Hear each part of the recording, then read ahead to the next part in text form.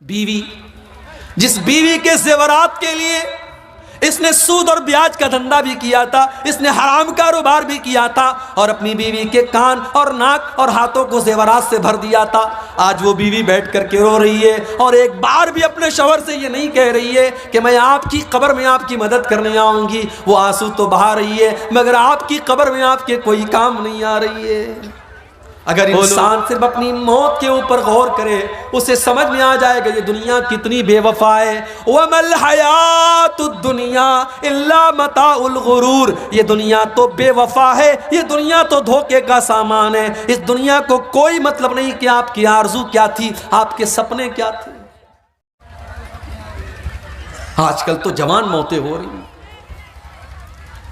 پہلے یہ تھا کہ صاحب آدمی 60 سال کا ہوا 70 سال کا ہوا تب موت ہوتی تھی، اب تو موت تو ہمیشہ اپنے ٹائم پر ہی آتی ہے۔ ہم کو لگتا ہے کہ 60 سال میں آدمی مر گیا، 50 سال کی عمر میں آدمی مر گیا، موت تو اپنے ٹائم پر آئی ہے۔ اس وقت جوان موتیں بہت ہو رہی ہیں، کسی کو کینسر ہو گیا، کسی کو ڈینگو ہو گیا، کوئی ایکسیڈنٹ میں مر گیا۔ الہ آباد کی سرزمین ہمارے یوپی کے اندر ہے، ڈاکٹر محسن نام کا ایک نوجوان لڑکا، ہٹا کٹا خوبصورت لڑکا، 1 سال پہلے مجھے جلسے میں ملتا ہے، میں منع کرتا ہوں پھر بھی میرے ساتھ سیلفی لیتا ہے، اپنا موبائل نمبر مجھے دیتا ہے، مجھ سے کانٹیکٹ میں رہتا ہے، قوم کی خدمت کرنے کا جذبہ بھی اس کے اندر ہے۔ 1 سال کا پیریڈ بھی نہیں گزرا، فیس بک کے اوپر پوسٹ آتی ہے ڈاکٹر محسن کی، مجھے ڈینگو ہو گیا ہے، میرے حق میں دعا کریں۔ 3 دن کے بعد میسج آتا ہے ڈاکٹر محسن کا انتقال ہو گیا، اس کی مغفرت کی دعا کریں۔ ڈاکٹر محسن نے کیا سوچا ہوگا میں اس جوانی کی عالم میں، جبکہ ابھی تو میری شادی بھی نہیں ہوئی، میرے ماں باپ نے میری شادی کا سپنا دیکھا تھا، میرا رشتہ طے ہوا تھا، میں کسی کا داماد بننے والا تھا، کیا ڈاکٹر محسن نے یہ سوچا تھا کہ آج میں موت کے گھاٹ اتر جاؤں گا اور شادی کا دن بھی میں نہیں دیکھ پاؤں گا، میں دنیا سے اسی حال میں چلا جاؤں گا۔ میرے نوجوان ساتھیوں، یہ موت آپ سے پوچھ کر کے تو نہیں آئے گی، اس موت کو اس سے کوئی مطلب نہیں کہ آپ کے کون کون سے سپنے ہیں اور آپ کے کون کون سے ارادے ہیں، یہ موت آئے گی اور آپ کو آپ کے اپنوں سے جدا کر دے گی۔ ہمارے بڑے اچھے دوست تھے مولانا عبد الرحمن ساجد سلفی، اتر پردیش کے سدھارتھ نگر کے رہنے والے، ممبئی میں مسجد کے امام ہیں، تقریر کرنے کے لیے پونا جاتے ہیں، رات میں تقریر کر کے واپس لوٹ رہے ہیں، ٹیکسی کے اوپر سوار ہیں، ایکسیڈنٹ ہو جاتا ہے، انتقال ہو جاتا ہے، خوبصورت چہرہ لہو لہان ہو جاتا ہے، جو دیکھتا ہے اس کی آنکھوں میں آنسو آ جاتے ہیں۔ لیکن میرے پیارے بھائیوں، موت کو کوئی ترس نہیں آتا، موت کو کوئی رحم نہیں آتا، موت کا فرشتہ اس سے کوئی مطلب نہیں کہ آپ کا 1.5 سال کا بچہ آپ کا انتظار کر رہا ہے، ابھی آپ کی نئی شادی ہوئی ہے، ابھی آپ کی جوان بیوہ آپ کا انتظار کر رہی ہوگی، آپ کے ماں باپ آپ کا انتظار کر رہے ہیں، ابھی تو آپ نے مکان بھی نہیں بنایا، ابھی تو آپ نے زندگی میں بہت سارے سپنے پورے نہیں کیے، موت آئے گی اور آپ کے سارے سپنوں کو چکناچور کر دے گی۔ الہاکم التکاثر حتی زرتم المقابر، میرے بندو تم کتنا بھاگو گے تم اللہ سے بھاگ کر کے کہاں جاؤ گے؟ حتی زرتم المقابر، ایک دن تو تم کو قبرستان آنا ہے۔ ہم تو اتنے بے رحم ہو گئے، ہم تو قبرستان میں بھی بیٹھ کر کے موبائل پر گرل فرینڈ سے باتیں کر رہے ہیں، ہم تو اتنے بے رحم ہو گئے کہ قبرستان پر بیٹھ کر کے غیبت اور چغلی ہو رہی ہے، اور قبرستان پہ بیٹھ کر کے جوا کھیلا جا رہا ہے، اور قبرستان میں بیٹھ کر کے شراب پی جا رہی ہے۔ ہمیں تو قبرستان میں بھی موت یاد نہیں آتی۔ او لوگو، میرے نبی کو تو قبر کو دیکھ کر کے موت یاد آ جاتی تھی۔ ابن ماجہ کی روایت ہے، ایک انصاری صحابی کا جنازہ ہے، جنازے کو قبر میں اتارا جا رہا ہے، اللہ کے پیارے نبی اپنے صحابہ کے ساتھ قبر کے پاس بیٹھے ہوئے ہیں، اور آپ کی آنکھوں سے آنسو بہنے لگتے ہیں، اور اتنا روتے حتی بل الثری، وہاں کی زمین آپ کے آنسوؤں سے بھیگ جاتی ہے۔ اس کے بعد آپ قبر کی طرف اشارہ کر کے کہتے ہیں لمثل ھذا فاعدوا یا اخوانی، اے میرے صحابہ اس قبر کی تیاری کرو، یہاں تم کو آنا ہے۔ او لوگو، ہم تو اتنے کٹھور دل ہو گئے، ہم کو تو قبر دیکھ کر کے بھی موت یاد نہیں آتی۔ حتی زرتم المقابر، قبرستان تو تم کو جانا ہے۔ انسان بہت ترقی کر گیا، بڑے بڑے ہاسپٹل کھل گئے، کٹیہار میں، کشن گنج میں، دلی میں، ممبئی میں، مگر آج بھی ڈاکٹر کے پاس موت کا کوئی علاج نہیں ہے۔ ایک ٹائم ایسا آتا ہے ڈاکٹر کہتا ہے صاحب مریض کو لے جاؤ، اب اس کو دوا کی نہیں، اس کو دعا کی ضرورت ہے۔ ایک ایسا ٹائم آتا ہے ڈاکٹر بھی اپنے، پولیس والا بھی اپنے سر کی ٹوپی اتار دیتا ہے اور ڈاکٹر بھی اپنے سر کا رومال کھول دیتا ہے اور کہتا ہے اب ان کے پاس میرے پاس ان کا کوئی علاج نہیں، ان کی موت کا ٹائم آ چکا ہے۔ اسی لیے اللہ قرآن میں سورہ واقعہ کے اندر فرماتا ہے کلا اذا بلغت الحلقوم وانتم حینئذ تنظرون، میرے بندو جب موت کا ٹائم آتا ہے، جب روح کے نکلنے کا ٹائم آتا ہے، فلولا اذا بلغت الحلقوم وانتم حینئذ تنظرون، تم اپنی آنکھوں سے دیکھ رہے ہو کہ ایک انسان دنیا سے جا رہا ہے، اس کی موت کا ٹائم قریب ہے۔ وَنَحْنُ أَقْرَبُ إِلَيْهِ مِنْكُمْ وَلَكِنْ لَا تُبْصِرُونَ، بیوی یہ سمجھتی ہے کہ شوہر کے سب سے قریب میں بیٹھی ہوں، بیٹا یہ سمجھتا ہے کہ باپ کے سب سے قریب میں بیٹھا ہوں۔ اللہ کہتا ہے کہ تم سے زیادہ قریب تو ہم ہیں، اس مرنے والے سے تم سے زیادہ قریب تو ہم ہیں، لیکن تم کو نظر نہیں آتا، ہم تو اس مرنے والے کے تم سے بھی زیادہ قریب ہیں۔ فلولا ان کنتم غیر مدینین ترجعونها ان کنتم صادقین، اگر تمہیں یہ لگتا ہے کہ تمہارے اوپر اللہ کا پاور نہیں ہے، اللہ کی طاقت نہیں ہے، تو ذرا مرنے والے کی روح کو واپس ڈال کر کے دکھا دو، ذرا موت سے اس کو بچا کر کے دکھا دو۔ تم نہیں دکھا سکتے، موت سے بچ نہیں سکتے۔ اور اسی لیے اللہ نے اپنے نبیوں کو بھی موت کے گھاٹ اتارا، نبیوں کو بھی موت آئی۔ سلیمان علیہ السلام اتنے بڑے نبی ہیں، جنات ان کے کنٹرول میں ہیں اور جنات ان کے حکم سے بیت المقدس کی تعمیر کر رہے ہیں۔ حضرت سلیمان ان کو ڈائریکشن دے رہے ہیں اور جنات بیت المقدس کی تعمیر کر رہے ہیں۔ سلیمان علیہ السلام لاٹھی کے سہارے کھڑے ہیں اور ان کو ڈائریکشن دے رہے ہیں، اور اسی حال میں سلیمان علیہ السلام کو موت آ گئی۔ لاٹھی پر ٹیک لگا کر کے کھڑے تھے، موت آ گئی، انتقال ہو گیا سلیمان علیہ السلام کا۔ آنکھیں کھلی ہیں، جنات یہ سمجھ رہے ہیں کہ سلیمان علیہ السلام دیکھ رہے ہیں، وہ فٹافٹ اپنا کام کر رہے ہیں۔ قرآن کریم میں اللہ نے فرمایا فَلَمَّا قَضَيْنَا عَلَيْهِ الْمَوْتَ مَا دَلَّهُمْ عَلَى مَوْتِهِ إِلَّا دَابَّةُ الْأَرْضِ تَأْكُلُ مِنْ سَاعَتَهْ، جب سلیمان کی موت کا فیصلہ ہم نے کر دیا تو جنات کو ان کی موت کے بارے میں پتہ بھی نہیں چلا، وہ تو ان کی لاٹھی کو جب گھن کے کیڑے نے کھا لیا اور لاٹھی کٹ کر کے گر گئی اور سلیمان علیہ السلام کی ڈیڈ باڈی زمین پر آ گئی، تب جنات کو پتا چلا کہ ان کو غیب کے بارے میں پتا نہیں، ان کو پتا نہیں کہ سلیمان کو موت کب آئی۔ سلیمان علیہ السلام کو بھی موت آئی، اور نبیوں کے سردار اور ہماری اور آپ کے پیارے نبی اور آخری نبی جناب محمد الرسول اللہ صلی اللہ علیہ وسلم کو بھی موت آئی۔ ربیع الاول کی 12 تاریخ تھی، سوموار کا دن تھا، اللہ کے نبی کئی دن سے بیمار چل رہے تھے، فجر کی نماز کا ٹائم ہے، اللہ کے نبی کو تھوڑی طبیعت بہتر محسوس ہوئی، آپ نے اپنے کمرے کا پردہ ہٹایا، سامنے فجر کی نماز ہو رہی ہے، ابو بکر صدیق نماز پڑھا رہے ہیں اور پیچھے صحابہ نماز پڑھ رہے ہیں۔ نبی اکرم نے اپنے صحابہ کو نماز پڑھتے ہوئے دیکھا، آپ کے چہرے پر مسکراہٹ پھیل گئی، آپ کو لگا میرا مشن کامیاب ہے، میری محنت کامیاب ہے، میرے صحابہ میرے بعد بھی نماز کو قائم رکھیں گے۔ میرے پیارے ساتھیوں، جا کر کے ذرا اپنی مسجدوں کا جائزہ لو۔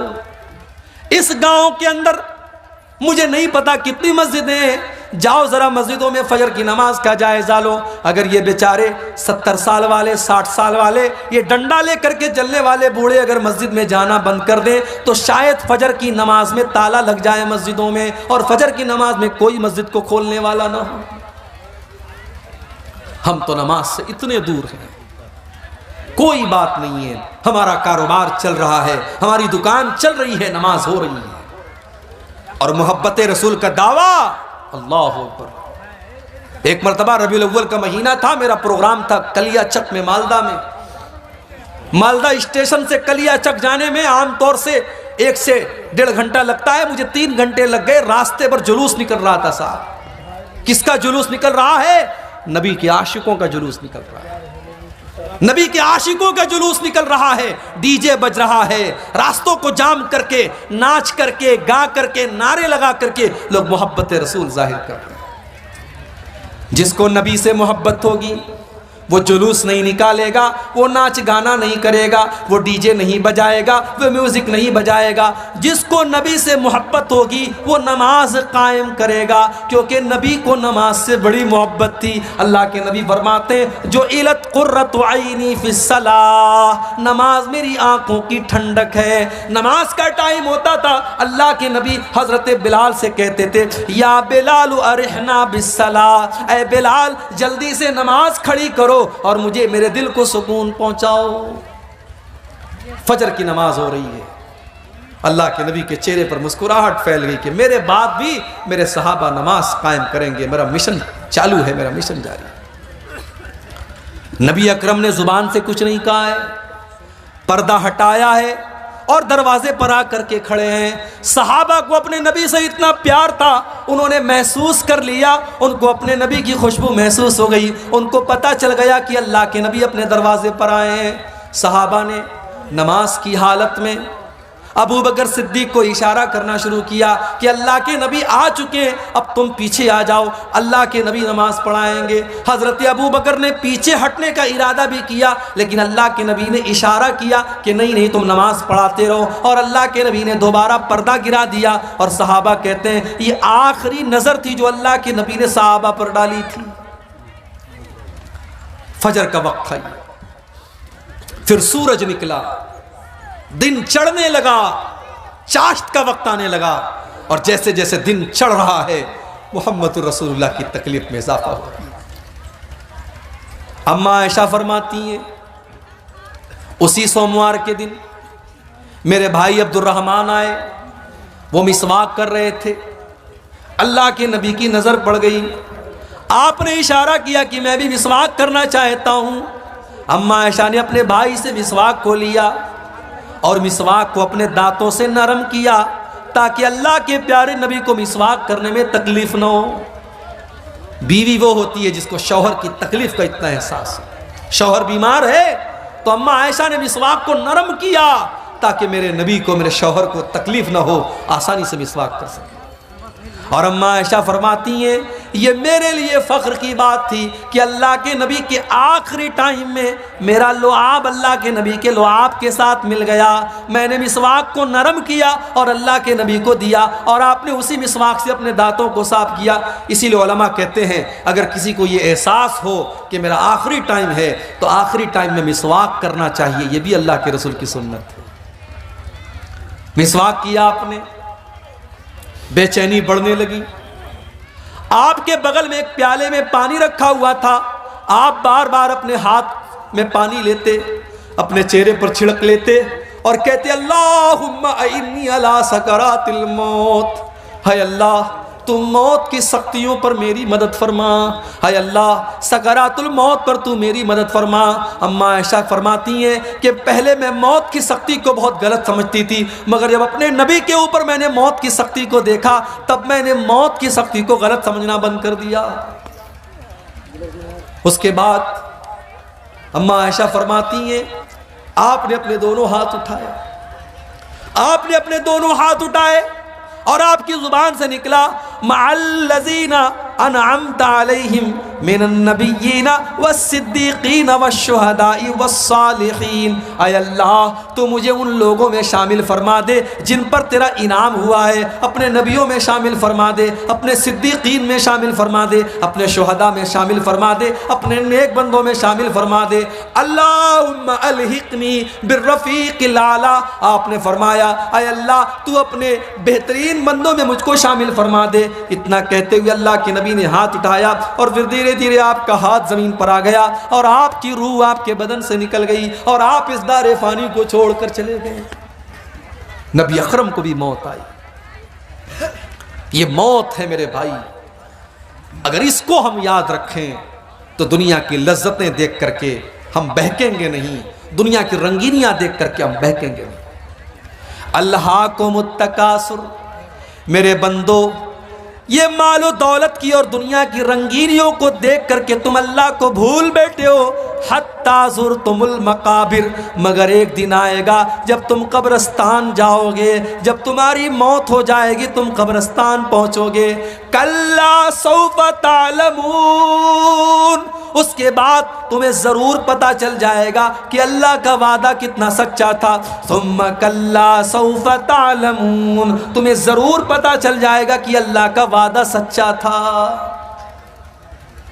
بندے کو قبر میں دفنایا گیا، اللہ کے نبی فرماتے ہیں دفنا کر کے جب واپس جانے لگتے ہیں تو مردے کو فوراً دوبارہ اس کی روح کو لوٹایا جاتا ہے، دوبارہ اس کے اندر زندگی ڈالی جاتی ہے اور وہ دفنا کر کے جانے والوں کے جوتوں کی آواز کو بھی سنتا ہے اور دو فرشتے اس کے پاس آتے ہیں، ایک کا نام منکر ہے ایک کا نام نکیر ہے۔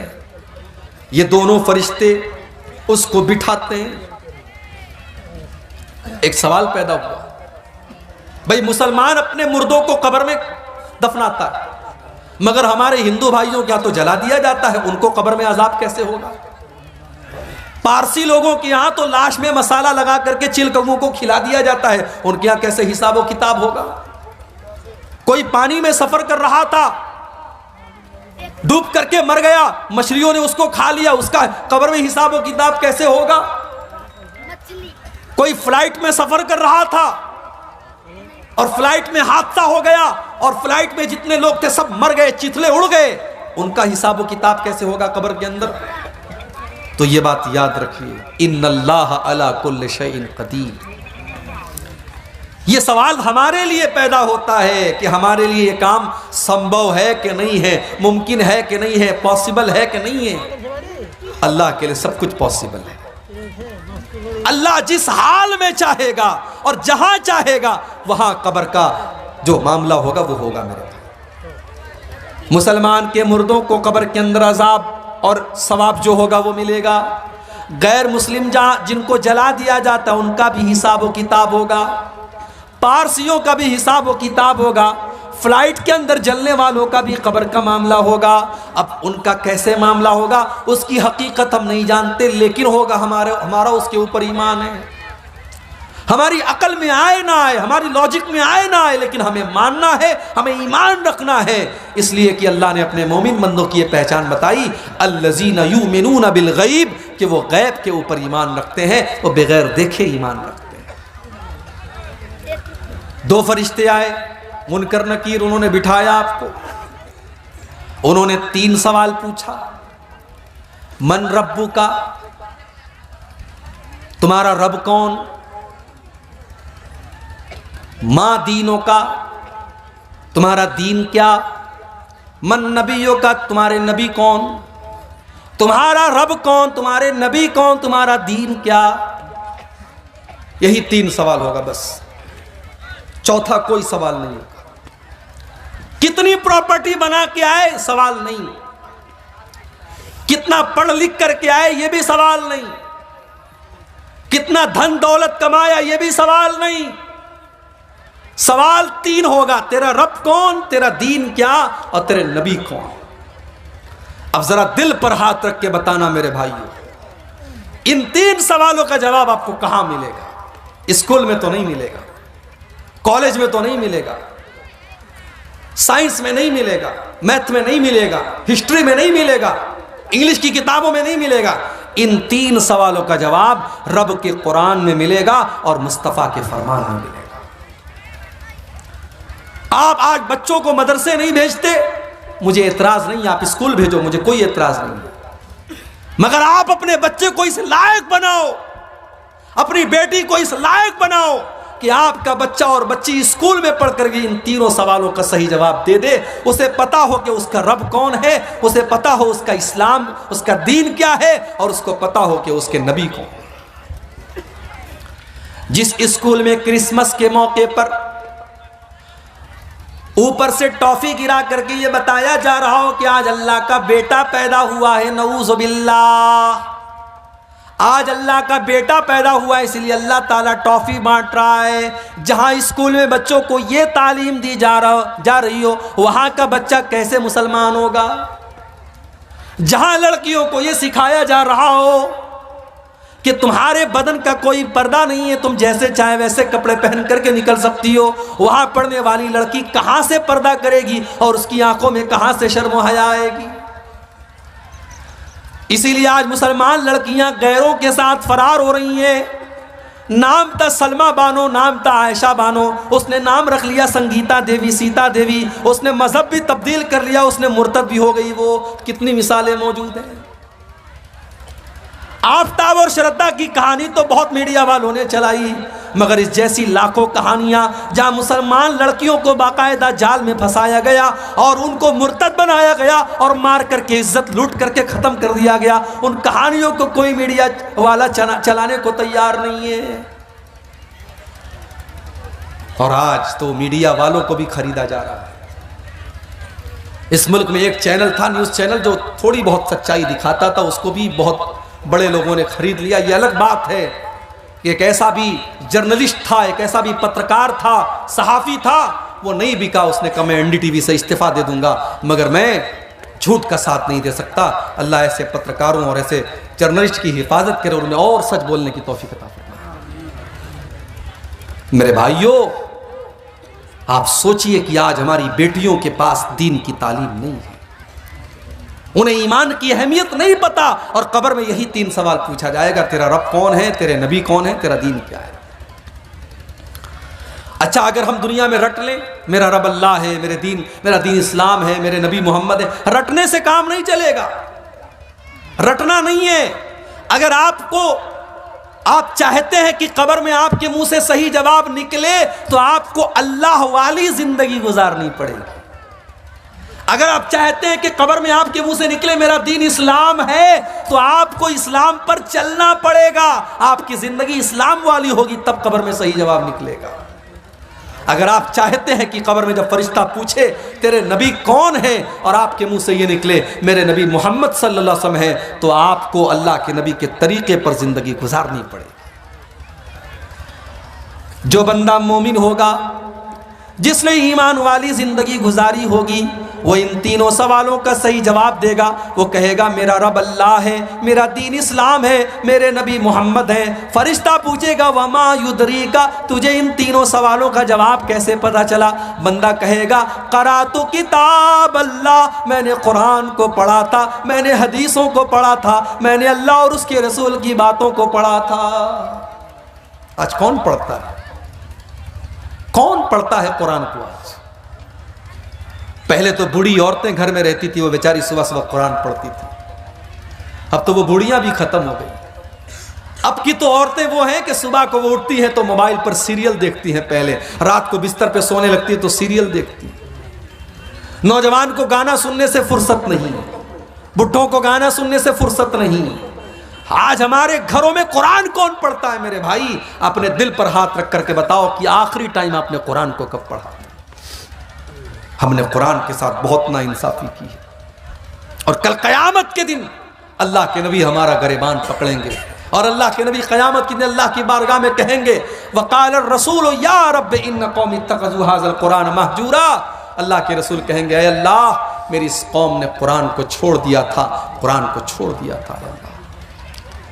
قبر میں 3 سوالوں کا جواب دینے والا کہے گا میں نے قرآن کو پڑھا تھا، اور جو انسان کافر تھا، منافق تھا، اسلام پر نہیں چلتا تھا، اس کے منہ سے صحیح جواب نہیں نکلے گا، وہ چاہ کر کے بھی صحیح جواب نہیں دے پائے گا، اس کے منہ سے بس ایک ہی جواب نکلے گا ہا ہا لا ادری، ہائے ہائے میں نہیں جانتا۔ فرشتہ کہے گا تو نہیں جانتا اس لیے کہ ما دریت وما تلیتا، نہ تو نے علم حاصل کیا، نہ تو نے قرآن پڑھا، نہ تو نے حدیث پڑھی، نہ تو نے علماء سے علم حاصل کیا، نہ تو مدرسے گیا، نہ تو نے علماء سے سیکھا، نہ تو نے علم حاصل کیا، نہ تو نے خود پڑھنے کی کوشش کی۔ تو اللہ نے فرمایا کلا سوف تعلمون، ان قریب تم جان جاؤ، ثم کلا سوف تعلمون، تم ضرور جان جاؤ گے اپنی حقیقت کو۔ کلا لو تعلمون علم الیقین، میرے بندو اگر تم یقین کی نظر سے قبر کا منظر دیکھ لو تو اپنے مردوں کو دفنانا بند کر دو گے۔ اگر قبر کے اندر جو عذاب ہو رہا ہے، اگر وہ عذاب ہماری آنکھوں کے سامنے آ جائے میرے بھائی، تو کوئی اپنے باپ کو قبرستان لے کے نہیں جائے گا، کوئی اپنے بیٹے کو قبرستان لے کے نہیں جائے گا۔ اللہ کے نبی فرماتے ہیں کہ اگر مجھے اس بات کا ڈر نہ ہوتا کہ تم اپنے مردوں کو دفنانا بند کر دو گے تو میں اللہ سے دعا کرتا کہ وہ عذاب قبر کی آواز تم کو سنا دے، لیکن ہم سن لیں گے تو مردوں کو دفنانا بند کر دیں گے۔ کلا لو تعلمون علم الیقین، میرے بندو اگر تم یقین کی نظر سے قبر کے عذاب کو دیکھ لو، اللہ کے عذاب کو دیکھ لو، تو تمہارا کیا حال ہوگا؟ لَتَرَوُنَّ الْجَحِيمَ، تم ضرور جہنم کو دیکھو گے۔ جہنم، ہائے ہائے، اب یہ پورا ایک ٹاپک ہے کہ جہنم کیسی ہے اور کیا ہے۔ کبھی انشاءاللہ آپ کے علاقے میں موقع ملا تو تقریر اس پر ہوگی کہ جہنم کیسی ہو۔ اتنا سمجھ لیجئے کہ تکلیف اور ٹارچر کی آخری حد ہے جہنم۔ جہنم وہ جگہ ہے جہاں آپ موت کی آرزو کریں گے مگر موت نہیں ملے گی۔ جہنم وہ جگہ ہے جو اللہ نے اپنے نافرمانوں کے لیے سزا کے طور پر تیار کر کے رکھی۔ کلما نضجت جلودہم بدلناہم جلودا غیرہا لیذوقوا العذاب، جب جہنمیوں کے چمڑے جہنم کی آگ میں جلنے لگیں گے تو ہم ان کے اوپر نیا چمڑا چڑھا دیں گے تاکہ بار بار جلنے کی تکلیف ان کو محسوس ہو۔ جہنمیوں کو آگ کا بستر دیا جائے گا، ان کو ایسا پھل دیا جائے گا جس کو کھانے کے بعد ان کا پیٹ انگارہ بن جائے گا، اس کو کڑوا کسیلا جہنمیوں کا پیپ اور مواد پلایا جائے گا۔ لَتَرَوُنَّ الْجَحِيمَ، میرے بندو تم جہنم کو ضرور دیکھو گے۔ میرے بھائیو، آج اگر دنیا میں کوئی جل جائے، اس کی لاش کو دیکھ کر کے ہم برداشت نہیں کر سکتے۔ سوچو میرے بھائیو، ہمارے بیٹے اور بیٹیاں جہنم کی آگ میں جلے، ہم یہ کیسے گوارا کر سکتے ہیں؟ ہماری بیوی، ہمارا پریوار جہنم کی آگ میں جلے، ہم یہ کیسے گوارا کر سکتے ہیں؟ لَتَرَوُنَّ الْجَحِيمَ، میرے بندو تم ضرور جہنم کو دیکھو گے۔ ثُمَّ لَتَرَوُنَّهَا عَيْنَ الْيَقِينَ، تم یقین کی نظروں سے جہنم کو دیکھو گے۔ ثُمَّ لَتُسْأَلُنَّ يَوْمَئِذٍ عَنِ النَّعِيمِ، اور دنیا میں ہم نے جو نعمتیں دی ہیں ان نعمتوں کا تم کو قیامت کے دن حساب دینا پڑے گا۔ ایک واقعہ سنا کر کے بات ختم کر رہا ہوں، رات کافی ہو رہی ہے۔ آپ کو اچھا کھانا مل رہا ہے، اچھے مکان میں آپ رہتے ہیں، آپ کے بال بچے تندرست ہیں، آپ کو اللہ نے اگر ان نعمتوں سے نوازا ہے، ان نعمتوں کا حساب اللہ کی بارگاہ میں آپ کو دینا پڑے گا۔ صحیح ابن حبان کی روایت ہے، ایک دن حضرت عمر فاروق اپنے گھر سے نکلے، دوپہر کا ٹائم تھا، گھر سے نکلے، راستے میں ابو بکر صدیق سے ملاقات ہوئی۔ ابو بکر صدیق نے پوچھا کہ اے عمر کیا بات ہے، دوپہر میں کیوں نکلے ہو؟ حضرت عمر نے سچ بات بتا دی، کہا کہ ما اخرجنی الا الجوع، اے ابو بکر کیا بتاؤں، بہت تیز بھوک لگی ہے، کئی دنوں سے کھانا نہیں کھایا ہے، میں بھوک سے پریشان ہو کر کے نکلا ہوں۔ حضرت ابو بکر صدیق نے کہا اللہ کی قسم، جس وجہ سے تم نکلے ہو اسی وجہ سے میں نکلا ہوں، میں نے بھی کئی دن سے کھانا نہیں کھایا ہے، میں بھی بھوک سے پریشان ہو کر کے نکلا۔ تھوڑی دیر کے بعد اللہ کے پیارے نبی نکلے، دیکھا کہ ابو بکر موجود ہے، عمر موجود ہے۔ اے ابو بکر، اے عمر کیا بات ہے، اتنی دوپہر میں کیوں نکلے ہو؟ دونوں نے کہا کہ اے اللہ کے نبی ہم بھوک سے پریشان ہو کر کے نکلے. آپ نے فرمایا اے ابو بکر اے عمر واللہ ما اخرجنی الا الجوع، میں بھی بھوک سے پریشان ہو کر کے نکلا ہوں. ہمارے پاس آج چین سے روٹی مل رہی ہے، چین سے چاول مل رہا ہے، کھا رہے ہیں، پی رہے ہیں. کتنی بڑی نعمت ہے میرے بھائی. یہاں اللہ کے نبی ہیں، ابو بکر ہیں، عمر ہیں، دنیا کے اللہ کے نبی ہیں، اور نبی کے بعد دنیا کی سب سے مہان دو ہستیاں ہیں، اور یہ تینوں لوگ بھوکے ہو کر کے نکلے ہیں. اللہ کے نبی نے کہا چلو ابو ایوب انصاری کے گھر چلتے ہیں. یہ ابو ایوب انصاری کون تھے؟ یہ وہی صحابی تھے جب اللہ کے نبی مدینہ پہنچے تھے تو آپ کی اونٹنی ان کے دروازے کے پاس بیٹھی تھی، اور آپ نے انہی کے گھر میں قیام کیا تھا، اور یہ اللہ کے نبی کے میزبان تھے. اللہ کے نبی کی عادت تھی کہ روزانہ ابو ایوب انصاری کے گھر جاتے تھے، اور ابو ایوب انصاری کچھ ناشتہ آپ کو کراتے تھے. دوپہر کا ٹائم تھا، اللہ کے نبی گئے، دروازہ کھٹکھٹایا، بیوی نے دروازہ کھولا، ام ایوب نے دروازہ کھولا، دیکھا کہ اللہ کے نبی اور ابو بکر اور عمر موجود ہیں. ام ایوب نے کہا مرحبا، خوش آمدید، ویلکم، سواگت، اے اللہ کے نبی آپ میرے گھر پر پدھارے ہیں، آپ میرے گھر پر آئے ہیں، یہ تو میرے لیے بڑی قسمت کی بات ہے. اے اللہ کے نبی آپ جلدی سے گھر میں تشریف لائیں. نبی اکرم نے پوچھا ابو ایوب انصاری ہیں گھر پہ؟ اے اللہ کے نبی وہ تو کھیت میں کام کر رہے ہیں. ابھی یہ بات چیت چل ہی رہی ہے کہ ابو ایوب انصاری کھیت میں کام کر رہے ہیں، اور کانوں میں اللہ کے نبی کی آواز پہنچی، آئے دروازے پر اور خوش ہو کر کے کہنے لگے آج تو میری بڑی خوش نصیبی کی بات ہے، اللہ کے رسول میرے گھر پہ آئے ہیں، ابو بکر میرے گھر پہ آئے ہیں، عمر میرے گھر پہ آئے ہیں. تینوں لوگ گھر میں داخل ہوئے. ابو ایوب انصاری نے پوچھا اے اللہ کے نبی آپ تو شام کے ٹائم آتے تھے، دوپہر کے ٹائم آپ نہیں آتے تھے، کیا بات ہے؟ اے ابو ایوب بہت تیز بھوک لگی ہے، کچھ کھانے کا لاؤ. اے اللہ کے نبی ابھی لاتا ہوں. جلدی سے دوڑے گئے اور کھجوروں کی ہر ٹائپ کی کھجوروں کا گچھا توڑ کے لے آئے. کچھ پکی کھجوریں تھی، کچھ کچی کھجوریں تھی، کچھ تر کھجوریں تھی، کچھ سوکھی کھجوریں تھی. ساری کھجوروں کا گچھا لے کے آ گئے. ٹھنڈا ٹھنڈا پانی لے کے آ گئے. اپنی بیوی سے کہا تو روٹی بنا، اور بکری کو پکڑ کے لائے اور بکری کو ذبح کرنے لگے. نبی اکرم نے پوچھا کہ یہ دودھ دینے والی بکری تو نہیں ہے؟ کہا نہیں ہے اللہ کے نبی. کہا ٹھیک ہے ذبح کر دو. بکری ذبح کر دی، گوشت تیار ہو گیا، روٹی تیار ہو گئی، کھجور کھائی جا رہی ہے، پانی پیا جا رہا ہے. نبی اکرم نے فرمایا اے ابو ایوب یہ بکری کا گوشت ہو سکے تو تھوڑا فاطمہ کے گھر بھجوا دینا، اس نے کئی مہینوں سے گوشت نہیں کھایا ہے، ہو سکے تو میری بیٹی کے گھر یہ گوشت بھجوا دینا. اس کے بعد یہ کئی دن کے بھوکے لوگ تھے، روٹی کھا رہے ہیں، گوشت کھا رہے ہیں، کھجور کھا رہے ہیں، پانی پی رہے ہیں. طبیعت بالکل مطمئن ہو گئی، سیٹسفائیڈ ہو گئی، لیکن اللہ کے نبی کی آنکھوں سے آنسو بہ رہے ہیں. صحابہ نے پوچھا اے اللہ کے نبی کیا بات ہے؟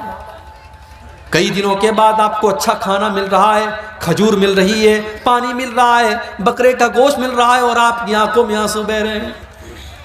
آپ نے فرمایا اے ابو بکر اے عمر ابھی کچھ دیر پہلے ہم تینوں اتنے بھوکے پیاسے تھے کہ اپنے گھر سے نڈھال ہو کر کے ہم نکلے تھے، اور ابھی اللہ نے کتنا نواز دیا، ٹھنڈا ٹھنڈا پانی بھی مل رہا ہے، ہر طریقے کی کھجوریں بھی مل رہی ہیں، بکرے کا گوشت بھی مل رہا ہے، اور روٹی بھی مل رہی ہے. اے ابو بکر اے عمر یہی تو اللہ کی وہ نعمتیں ہیں جن نعمتوں کا اللہ حساب لے گا. اور اللہ نے قرآن میں یہ کہہ بھی دیا ہے لَتُسْأَلُنَّ يَوْمَئِذٍ عَنِ النَّعِيمِ، میرے بندو تم سے اللہ تمہاری نعمتوں کا حساب لے گا. میرے بھائیوں، میرے نوجوان ساتھیوں، اگر آپ خوبصورت ہیں تو یہ خوبصورتی بھی نعمت ہے اور اللہ حساب لے گا. اگر آپ باڈی بلڈر ہیں اور آپ کے بدن میں طاقت ہے، اس طاقت کا اللہ حساب لے گا. اگر آپ پورے گاؤں میں سب سے زیادہ پیسے والے ہیں اور آپ کے پاس دولت ہے، اس دولت کا اللہ حساب لے گا. اگر آپ بال بچے والے ہیں اور آپ کے بہت سارے بچے ہیں اور سب تندرست ہیں، خوشحال ہیں، ان بچوں کا بھی اللہ حساب لے گا. لَتُسْأَلُنَّ يَوْمَئِذٍ عَنِ النَّعِيمِ، اللہ اپنی نعمتوں کا حساب لے گا. اب آپ کو کرنا کیا ہے؟ کرنا بس اتنا ہے کہ آپ اللہ کی نعمتوں کا صحیح استعمال کریے، اللہ نے جو نعمت بھی آپ کو دی ہے، چاہے وہ علم کی شکل میں ہو، وہ دولت کی شکل میں ہو، وہ طاقت کی شکل میں ہو، حکومت کی شکل میں ہو، آپ اس نعمت کا صحیح استعمال کیجئے، اس کو ایسی جگہ استعمال کیجئے جہاں اللہ راضی ہوتا ہو۔ انشاءاللہ اللہ آپ کو اس کا بہتر بدلہ دے گا۔ یہ سورہ تکاثر کی آیات کی چند تفسیر میں نے آپ کے سامنے تھوڑی سی مختصر تفسیر آپ کے سامنے پیش کی ہے۔ اللہ سے دعا ہے رب العالمین ہم سب کو اپنی زندگی میں آخرت کی تیاری کرنے کی توفیق عطا فرمائے۔ اللہ موت کے بعد کی زندگی کی بھی ہم سب